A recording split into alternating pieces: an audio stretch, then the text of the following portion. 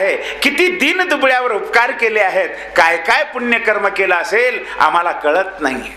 कशावरून म्हणशील तर देवा, कित्येक साधू संत जेपी तपी अनुष्ठानी लोक आहेत ना, जीवनामध्ये तपश्चर्या करतात. तू विचारतोस तुम्हाला काय पाहिजे, स्वर्गाचं राज्य, इंद्रपद देऊ का? तेव्हा ते म्हणतात, देवा ननाकपृष्ठम न च सार्वभौमम न पारमेष्ठम न रसाधिपत्यम. देवा आम्हाला स्वर्गाचं राज्य नको, पृथ्वी तलावरचं सम्राट पद नको, पाताळातलं राज्य सुद्धा नको, मग ब्रह्मलोक देऊ नको, नको ब्रह्मपद सुद्धा नको, मग मोक्ष देऊ नको, नको आम्हाला मोक्ष पद नको, अष्टमहासिद्धी नको, रिद्धी नको, सिद्धी नको, वैभव नको, काही नको आहे, फक्त तुझ्या चरणाचं दर्शन पाहिजे, तुझ्या चरणाचा स्पर्श पाहिजे देवा. तेव्हा तू म्हणतोस नाही नाही ते मिळणार नाहीत, माझे चरण माझ्या भक्ता करतायत, तुम्हाला नाहीत मिळणार. देवा स्वर्ग मिळेल, ब्रह्मलोक मिळेल, मोक्ष मिळेल, पण तुझ्या चरणाचा स्पर्श मिळणं अत्यंत दुर्लभ आहे. आणि योगी जपी तपी अनुष्ठानी लोकांना, हजारो जन्म साधना केलेल्या लोकांना सुद्धा देव दुर्लभ असणारे तुझे चरण दुर्लभ आहेत त्या लोकांना. पण आज कालियाला सहज सुलभ झाले. देवा कालियाचं केवढं भाग्य आहे रे, याच्या प्रत्येक मस्तकावर तुझ्या पायाचा स्पर्श आहे देवा. हजार हजार जन्म घेऊन साधना करून सुद्धा पायाचा स्पर्श ज्या योगींद्र जपींद्रांना मिळत नाहीये, ते देवदुर्लभ चरण आज कालियाच्या मस्तकावर नाचत आहेत. त्या चरणाचा स्पर्श कालियाच्या मस्तकाला होतोय. देवा जगातले सगळे भक्त येतात आणि तुझ्या चरणावर मस्तक ठेवतात. कालियाचं भाग्य असं आहे की चरणावर मस्तक नाही, याच्या मस्तकावर तुझे चरण आहेत. केवढं भाग्य आहे देवा. काल आम्ही त्या बलिराजाची कथा ऐकली. म्हणे त्या बलिराजाला तू वामन अवतार घेतलास आणि 3 पावलं जागा मागितली, त्यानं ती दिली असताना, मस्तक पुढे केला असताना त्याच्या मस्तकावर एक पाय तू ठेवला देवा. तेव्हा ब्रह्मदेव आले सत्यलोकातून, स्तुती करू लागले, काय भाग्यवान आहे बली, काय भाग्यवान आहे बली, मस्तकावर भगवंताचा पाय. त्याचा आजोबा आला भक्तराज प्रल्हाद आणि तो स्तुती करू लागला, माझा नातू किती भाग्यवंत आहे, जगाच्या पाठीवर असा भाग्यवंत कोणी नाही, कारण याच्या मस्तकावर तुझा चरण.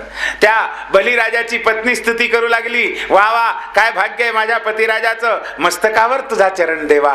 पण आम्ही तर म्हणतो त्या बलीपेक्षा आमचा कालिया 1000 पटीनं 1,00,000 पटीनं महान आहे, पुण्यात्मा आहे, श्रेष्ठ आहे. का म्हणशील तर देवा त्या बलीला एकच मस्तक होतं, आमच्या कालियाला 100 मस्तक आहेत आणि 100च्या 100 मस्तकावर तुझ्या चरणाचा ठसा आहे देवा. केवढं भाग्य कालियाचं. जगाच्या पाठीवर असं कोणीतरी आहे का ज्याला 100 मस्तक आहेत आणि प्रत्येक मस्तकावर तुझ्या चरणाचा ठसा आहे? नाही देवा, कालियाचं भाग्य अलौकिक आहे.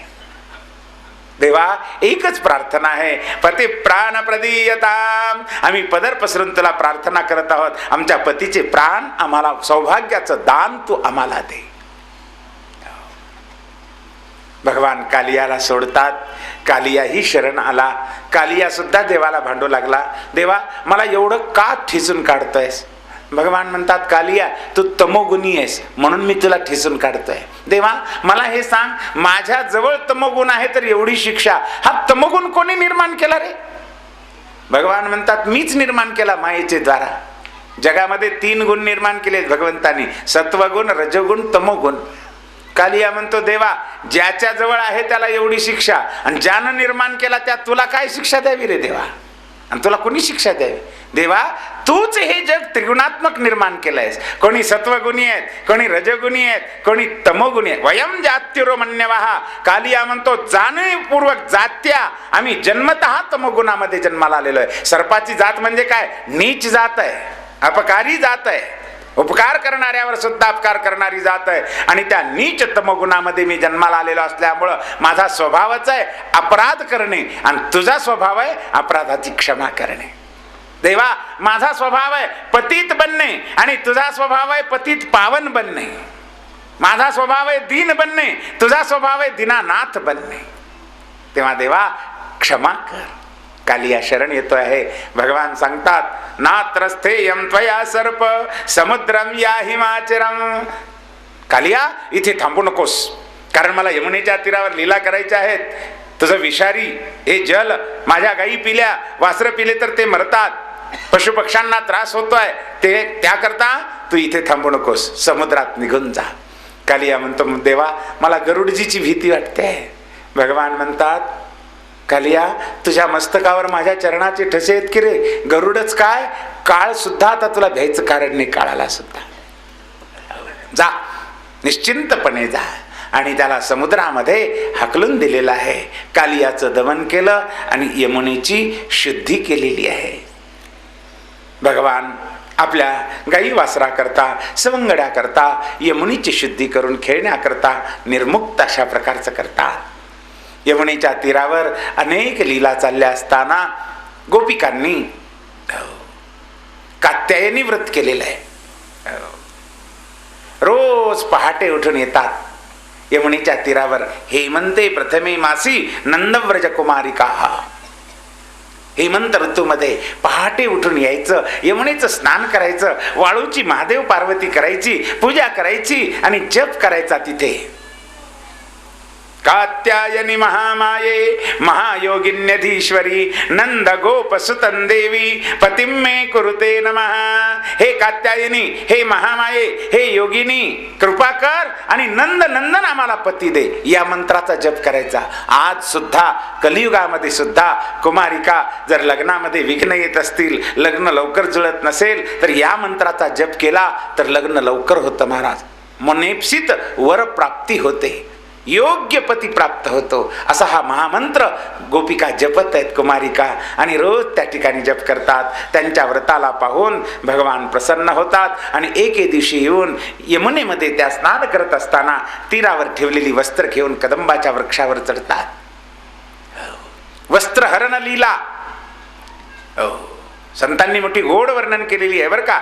ज्याप्रमाणे शरीराला झाकणारे हे वस्त्र आहे, वस्त्राचं काम आहे लोकलज्जा निवारणे, शरीराला झाकणे, तसं जीवरूपी या जीवात्म्याला अज्ञानाचं आवरण आहे महाराज. अज्ञानरूपी वस्त्राचं आवरण आहे जीवात्म्यावर. आणि म्हणून जीवात्म्याला परमात्मा दिसत नाही. म्हणून जीव जन्ममरणामध्ये अडकला. अज्ञानाचं आवरण आहे, अज्ञानाचं पांघरण आहे. अज्ञान हेच वस्त्र आहे आणि जीवाला त्यानं झाकून टाकलंय. अज्ञानेनावृतम ज्ञानम तेन मुह्यन्ति जंतवः. जीव मोहित झाला याचं कारण अज्ञानेनावृतम ज्ञानम. अज्ञानानं आवृत झालेला आहे, झाकलेला आहे, झाकाळलेला आहे.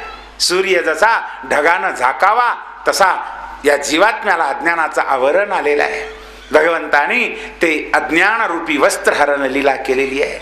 इथे भगवान आश्वासन देतात आपल्या भक्ताला की सज्जन हो, माझ्या प्रीत्यर्थ तुमच्या हृदयात भलेही काम असला तरी तो तुम्हाला बाधणार नाही. न मय्या वीशित धियाम काम कामाय कल्पते भरजिता क्वतिता धानाः प्रायो बीजाय नेष्यते. भगवान सांगतात, गोपिकांनो, तुमच्या हृदयात मदविषयक काम जर असेल ना तर तो काम इतर व्यवहारातल्या कामासारखा बाधक नाहीये, उलट साधक आहे.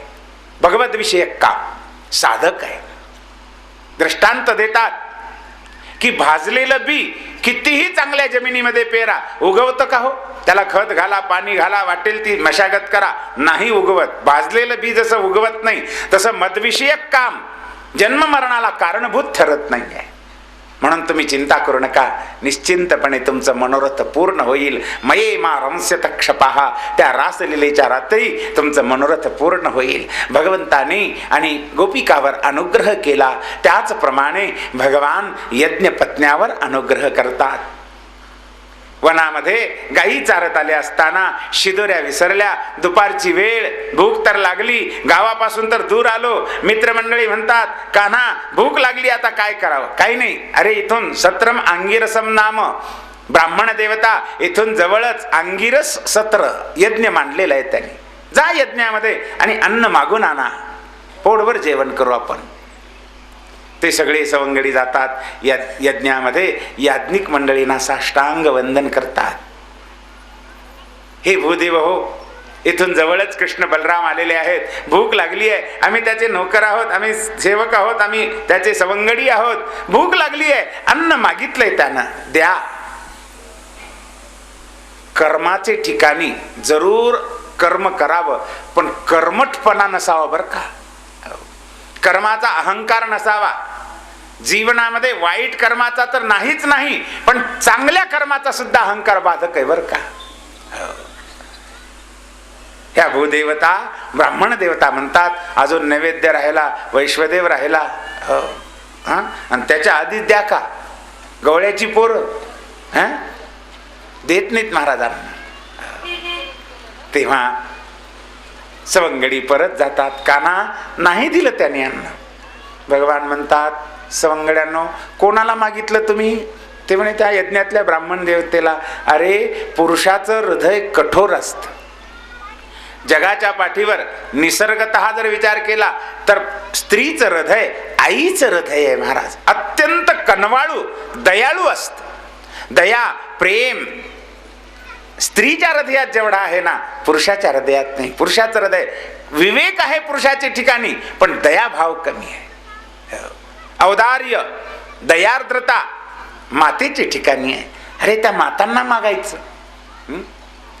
अजून सुद्धा पहा व्यवहारामध्ये सकाळी दारावर अतिथी येतो, कोणी गोसावी येतो, कोणी अतिथी येतो. हा आपला लोडला तक्क्याला टेकून बसलेला असतो बैठकीत, पण उठून कधी वाढत नाही बरं का मुठभर धान्य पीठ वगैरे. ती माऊली काम करत असते, स्वयंपाक करत असते, हात खरकटे असतात. तीच काम सोडून धंदा सोडून हात धुते आणि ती वाढायला येते महाराज. पण हा नाही हालत कुठं. मातृ हृदय प्रेमपूर्ण आहे, औदार्य आहे, दया आहे. तेव्हा त्या यज्ञ पत्न्यांना तुम्ही मागा. सवंगडी म्हणतात बरं आहे आता देवा, आधीच तर भूक लागली आहे आणि जाण्या येण्यातच फिरू फिरू मरायचं काम आहे आमचं.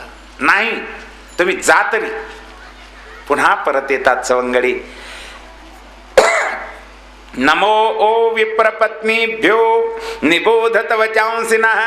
हे विप्रपत्न्यांनो तुम्हाला आमचा साष्टांग नमस्कार असो. ऐका, येतो विदुरे इथून जवळच कृष्ण आणि बलराम गाई चारत चारत आलेले आहेत. आज शिदुऱ्या विसरल्या, भूक लागली आहे आणि तुमच्याकडे यज्ञ चाललाय. यज्ञातला काही प्रसाद असला तर द्या, कन्हैयाला भूक लागली आहे, आम्हाला द्या. ऐकल्याबरोबर अनेक दिवसापासून कन्हैयाची कीर्ती ऐकली होती कानावर. कन्हैयाचं सौंदर्य काय, कन्हैयाचं हास्य काय, कन्हैयाची लीला काय, कन्हैयाचा प्रभाव काय आहे, हे सगळं ऐकलं होतं. आणि तेव्हापासून या यज्ञपत्न्यांच्या हृदयात एकच आतुरता होती महाराज, की कधी कधी आयुष्यामध्ये एकदा कृष्ण दर्शन होईल. एकच आतुरता, केव्हा होईल कृष्ण दर्शन. आणि अनायास आज कृष्ण जवळ आलाय, त्याच्याकडून निरोप आलाय. ऐकल्याबरोबर अतीव आनंद झाला महाराज. आणि त्या सगळ्या यज्ञपत्न्यांनी भरभरून टोपलेच्या टोपले 4 प्रकारचं अन्न घेतलेलं आहे. हो, खाद्य पेय चोष्य लेह्य असं 4 प्रकारचं अन्न असतं. टोपलेच्या टोपले पक्वान्न भरलेले आहेत. आणि निघाल्या की हो, चला तुम्ही, आम्ही येतो तुमच्या मागे मागे. निघाल्या. पण इतक्यात एक गडबड्या ब्राह्मण होता बरं का. कदाच चहाची आठवण आली असेल म्हणून यज्ञशाळेतून पाकशाळेमध्ये आला होता. कसं काय आला देव जाणे. ही सगळी गडबड पाहिली. अरे काय चाललंय? काही नाही म्हणे, इथून जवळ श्यामसुंदर आलाय, त्याला भूक लागली आहे, खाण्याकरता आम्ही अन्न देत आहोत. नाही द्यायचं. बाकीच्या थोडंच ऐकणार आहे. याची सुद्धा श्यामभटाची सुद्धा म्हणते नाही मी जाणार. तो म्हणतो मी नाही जाऊ देणार, मी जाणार. तो म्हणतो मी तुझा नवरा आहे, मग नाही जाऊ देणार. अहो बळच त्याने बायकोला धरलं, खांबाला बांधून टाकलं. कसं जातीस पाहते. तिनं सुद्धा विचार केला. बाकीच्या सख्या तर गेल्या, मला काही जाता येत नाही, काय करावं. ती म्हणते अहो मला जाऊ द्या. नाही जाऊ देत, माझा हक्क आहे, मी नवरा आहे, नवऱ्याची आज्ञा म्हणून उल्लंघन जायचं नाही आहे, मी तुझा मालक आहे. तिनं सुद्धा सांगितलं तुम्ही मालक आहेत ना. कोणाचे मालक? या देहाचे, चामडीचे, हाडा मांसाच्या पुतळीचे मालक आहात, घ्या तुमचा तुम्हाला. ती देह तिथंच टाकला महाराज. आणि ती जीव रूपानं केव्हाच यांच्या आधी जाऊन मिळाली. ती हा इकडे आला. ओ गोविंद भट, ओ राम भट, काय तुमची अवस्था आहे? अरे गेल्या तुमच्या स्त्रिया टोपलेच्या टोपले भरून आणि अन्न घेऊन गेल्या. धाकात नाही, काही नाहीये, तुमचा काही पराक्रम नाही, काही नाही. असं कुठं असतं का? पहा आपला काय पराक्रम आहे. नाही म्हणजे नाहीच जाऊ दिला आपण आपल्या पत्नीला. आता गेल्या ते गेल्याच तुमच्या. बाकीचे सगळे चुळबुळ करू लागली की हो आता गेल्या, आता काय खरंय, एकदा का कृष्णाला पाहिलं की पुन्हा कोणता जीव येतो का परत? कारण भगवंताचंच ब्रीद आहे, यद्गतवान निवर्तन्ते तद्धाम परमं मम. एकदा का जीव भगवंताच्या चरणाजवळ आला की पुन्हा संसारात येतच नाही, त्याचा उद्धारच आहे. गेल्या आता. असो, इकडे भगवंताला येऊन वंदन केलं यज्ञपत्न्यांनी आणि पोटभर अन्न दिलं. महाराज जीव घातलं आग्रहपूर्वक, सगळ्या भक्तासह भगवंताला पोटभर जीव घातलं. भगवान तृप्त झाले आणि आता सांगतात यज्ञपत्न्यांनो, जा बरं परत, आता आपल्या पतीची सेवा करा, प्रपंच पहा. माझ्या प्राप्तीकरता जंगलात आलं पाहिजे आणि जंगलात राहिलं पाहिजे, काही गरज नाही आहे. पती बाळांची इत्यादिकांची सेवा करा आणि आपल्या जीवनाला कृतार्थ करून घ्या. यज्ञपत्न्यांनी सांगितलं, देवा आता जर आम्हाला परत पाठवलंस ना तर काही खरं नाही आमचं. एक तरी त्यांचं वचन मोडून आलो आम्ही. बरं, दुसरी गोष्ट, यज्ञ शाळेमध्ये ते असल्यामुळं त्या यज्ञातला धूर लागून आधीच डोळे लाल झालेले आहेत, पुन्हा क्रोधानं अजून जास्तच लालभट झालेले आहेत. आम्ही जर गेलो ना आता त्या कुंडामध्ये आहुती टाकायच्या ऐवजी आम्हालाच उचलून कुंडात टाकतील. नको देवा आता पाठव. देवा जगाचा सिद्धांत आहे, तूच सांगितलेला आहेस की जीव माझ्या चरणी आला की पुन्हा जन्म मरणात जात नाही, आम्हाला मुक्त कर देवा आता. देवा एकदा मिळालेली गंगा सागराला मिळाल्यानंतर पुन्हा परत जात असते का? ती सागर रूप होते. पण प्रभूंनी सांगितलं नाही, तुम्ही अजिबात चिंता करू नका. यज्ञपत्न्यांनो, आता कलियुग आलंय, नुसतं मोबाईल करून सांगायचं अमक्या अमक्या गाडीला येतंय, तुझी धोपटी घ्यायला ती बस स्टँडवर हजरच आहे. अजिबात चिंता करायची नाही, कलियुग आहे आता. तुम्ही चिंता करू नका, जा तरी पहा, तुमचे पतिराज तुमच्यावर रागावणार नाहीत, उलट स्वागत करतील तुमचं. आणि यज्ञपत्न्या प्रभूला वंदन करून परत येतात तर महाराज खरंच काय आनंद झाला. या याज्ञिकांना याज्ञिकगण स्वागत करतात, कारण त्यांची बुद्धी जी कर्मामध्ये गढून गेली होती ना, भगवंतानी कृपा केली, एकदम बुद्धी पालटली महाराज. आणि बुद्धीच्या ठिकाणी जो अहंकार होता, कर्मटपणा होता, तो गेला. आणि ते विचार करतात, अरे वा, दिग्व्रतम दिग्भवज्ञताम दिक्कुलम दिक्क्रियादाक्षम विमुखाये त्वधोक्षजे. हे स्त्रियांनो, या या या, तुमचं स्वागत असो. तुम्ही धन्य आहात, कारण तुमच्या जीवनामध्ये गुरुकुलात तुम्ही गेला नाहीत, वेदाचं अध्ययन नाही, शास्त्राचं अध्ययन नाही, तपश्चर्या नाही, कुठली साधना नाही, तीर्थव्रत नाही, जपजाप्य नाही, काही नाही. पण हे काही न करता सुद्धा तुमच्या हृदयामध्ये परमात्म्याबद्दल अपार प्रेम आहे. आणि जगातली सगळी साधनं जी करायची असतात, कशा करता हो? तीर्थयात्रा, यज्ञयाग, दान, धर्म, जप, तप, व्रत, उपवास हे कशा करता करायचे? फक्त एवढ्याच करता हृदयामध्ये प्रभूचं प्रेम निर्माण व्हावं या करता, भगवंताची भक्ती निर्माण व्हावी या करता जगातली सगळी साधनं आहेत महाराज. या सगळ्या साधनांचं साध्य प्रभू प्रेम आहे आणि तुमच्या हृदयात ते प्रेम आहे, म्हणून तुम्ही धन्य आहात. अरे आम्ही एवढ्या उच्च कुळात, ब्राह्मण कुळात जन्माला आलो, धिक्कुलम, कुळाचा धिक्कार असो. ब्राह्मण कुळात जन्माला येऊन हृदयात प्रभूचं प्रेम जर नसेल ना, आग लागो त्या कुलाला. काय करायचंय उच्च कुळ असून सुद्धा जर हृदयात प्रेम नसेल, निष्ठा नसेल, भक्ती नसेल तर?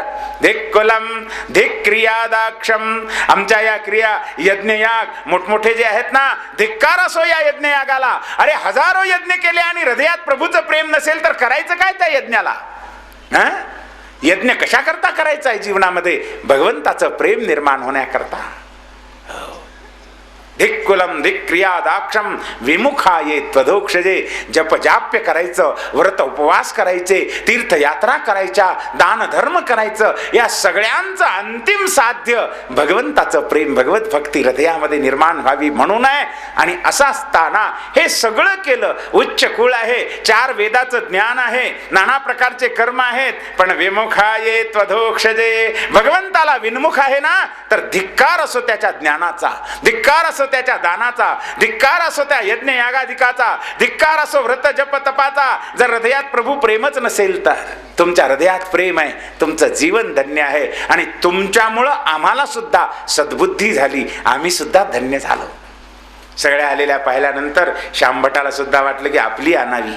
आता यांच्या आल्यात ना म्हणून जातात लगबगीनं पाकशाळेमध्ये. ए अगं चल ना, तुझ्या मैत्रिणी आल्या, ए चल ना. ए आग आग सगळं हाका मारू मारू बेजार, पण ती काही डोळे उघडायला तयार नाही, हालायला तयार नाही, बोलायला तयार नाही. जवळ जाऊन त्यानं ते बांधलेलं सोडलं. चल ना हलवतो तर काय एकदम धाडकन प्रेतच पडलेलं आहे महाराज. ती केव्हाच प्रभूला मिळालेली होती. धन्य आहे तिचं जीवन. असो, यज्ञपत्नीवर भगवंतांनी अनुग्रह केला आणि त्या विद्वज्जनांच्या बुद्धीचे ठिकाणी असलेला मोह अहंकार दूर करून त्यांचंही जीवन भगवंतांनी कृतार्थ केलेलं आहे. इंद्र देवतेवर सुद्धा कृपा करण्याकरता भगवंतांनी एक लीला केली. इंद्रयाग बंद करून गिरिराज गोवर्धनाचं पूजन केलं. इंद्राला गर्व आलेला होता. 7 दिवस हत्तीच्या सोंडेसारखा वर्षाव करण्याचा आदेश सांवर्तक मेघाला दिला असताना प्रभूंनी त्या मेघापासून वर्षावापासून रक्षण करण्याकरता गिरिराज गोवर्धनाला आपल्या करंगडीवर धारण करून सगळ्यांचं रक्षण केलं. 7 दिवस रक्षण केलं. पुन्हा इंद्रदेव येऊन पाहतात तर पूर्वीपेक्षा आनंद आहे. गर्वरहित झाले आणि ऐरावत हत्तीवरून धाडकन जमिनीवर पडले आणि भगवंताला साष्टांग दंडवत घालतात. विशुद्ध सत्वम तव धाम शांतम तपोमयम धस्तरजस्तमस्कम. गोड स्तुती केलेली आहे. इंद्रदेवाचा गर्व दूर केला. गोवर्धनोद्धार करून आपल्या भक्ताचं रक्षण भगवंतांनी केलेलं आहे. अशा प्रकारे वरुण देवतेचाही गर्व भगवंतांनी दूर केलेला आहे. 12 गाव अग्नी पेटला असताना भगवंतांनी गिळून आपल्या भक्ताचं रक्षण केलेलं आहे. प्रलंबासुराधिकांचा व्योमासुराधिकांचा निपात केलेला आहे. कामदेव भगवंताबरोबर युद्ध करायला आला असताना भगवंतांनी कामदेवावर विजय मिळवला. काम विजय लीला म्हणजे रासलीला आहे. रासलीलेचे 5 अध्याय आहेत महाराज. मोठी गोड कथा आहे. आता रासलीलेचं जर चिंतन करायचं म्हटलं 3 तास नाही, 3 दिवस जरी 3 जन्म जरी चिंतन केलं तरी संपणार नाही महाराज. मोठी गोड कथा आहे. 5 अध्याय रासलीलेचे म्हणजे भागवताचे 5 प्राण आहेत बरं का. त्या 5 प्राणात एक मुख्य प्राण असतो. तसा गोपीगीत नामक अध्याय मुख्य प्राण आहे. गोपींनी भगवंताचं केलेलं दिव्य वर्णन आहे. भगवंताच्या विरहामध्ये महान भक्तांनी केलेली स्तुती, भगवंताचं वर्णन म्हणजे गोपीगीत आहे. भगवत विरहामध्ये जीवाची अवस्था काय असते त्याचं स्वरूप वर्णन म्हणजे गोपीगीत आहे. गोपिका भगवंताच्या वियोगामध्ये प्रभूची प्रार्थना करतात. गोप्य ऊचु जयति तेधिकं जन्मना व्रजः श्रयत इंदिरा शश्वदत्रहि दयित दृश्यता दीक्षुतावका स्वैद्रतासवस्तां विचिन्वते शरदुदाशये साधुजातसत् सरसिजोदर श्रीमुषादृशा सुरतनाथ ते शुल्क. टीकाकार श्रीधर स्वामी रासलीलेचं वर्णन करताना आरंभी मंगलाचरण करतात. दर्प कंदर्प दर्पहा. कंदर्प म्हणजे कामदेव, त्याचा गर्व हरण करणारा जो भगवान आहे ना त्याला माझा साष्टांग नमस्कार. धन्य प्रभूची लीला. कामावर विजय मिळवला. रास लीलेचं वर्णन येत आहे. आणि अशा प्रकारे भगवान यमुनेच्या तीरावर अनेक प्रकारच्या लीला करत असताना ब्रह्मादिक देवाचा गर्व दूर केला. अघासुर, बकासुर, वत्सासुर, प्रलंबासुर, धेनुकासुर आदिकांना ठार मारलं आणि आपल्या भक्तांना भक्तीचा आनंद देत असताना केशी नावाचा दैत्य कंसानं पाठवला. घोड्याचं रूप घेऊन आलेला केशी त्याला ठार मारलेला आहे आणि आपल्या भक्ताचं रक्षण केलेलं आहे. वृषभासुर काय, केशी दैत्य काय आदींना भगवंतांनी मुक्त केलं. आता कंस विचार करतोय की ज्याला ज्याला पाठवावं तो परत काही यायला तयारच नाही. निरोप द्यायला सुद्धा कोणी येत नाही. तिकडेच मरतायत. तेव्हा कोणालाही तिकडे पाठवलं तर इकडे काही येत नाही आहेत. तेव्हा असं करावं की इकडेच बोलवून घ्यावं कृष्णाला. आणि इथे बोलून मग पहिलवानाचे द्वारा, हत्तीचे द्वारा कुठल्या का होईना युक्तीनं त्याला ठार मारावं म्हणून कंसानं विचार केला. एके दिवशी मीटिंग बोलावली आणि सभेमध्ये ठराव मांडला. अरे कृष्णाला इथेच बोलवून घेऊन येऊया आणि इथे आल्यानंतर मग आपल्याकडे चानोर आहेत, मुष्टिक आहे, शल आहे, तोशल आहे, हत्ती आहेत. हत्तीच्या पायाखाली चिरडून म्हणा, पहिलवानाचे द्वारा म्हणा, दैत्याचे द्वारा म्हणा, आपण त्याला ठार मारूया. तिकडे पाठवलं तो ऐकत नाही कोणाला, जाईल तो तिकडेच मरतोय. ठीक आहे, सगळ्यांनी ठराव मान्य केला. बर, आता तुला इथे मारायचंय तू ये म्हटलं तर कोणी येईल का हो? उलट पळून जाईल. म्हणून मारायचं म्हणून नाही, मग काहीतरी निमित्त पाहिजे. काय निमित्त? एक यज्ञ मांडला कंसानं, धनुर्याग. आणि यज्ञ पाहण्याकरता तुम्ही या, यज्ञाच्या दर्शनाकरता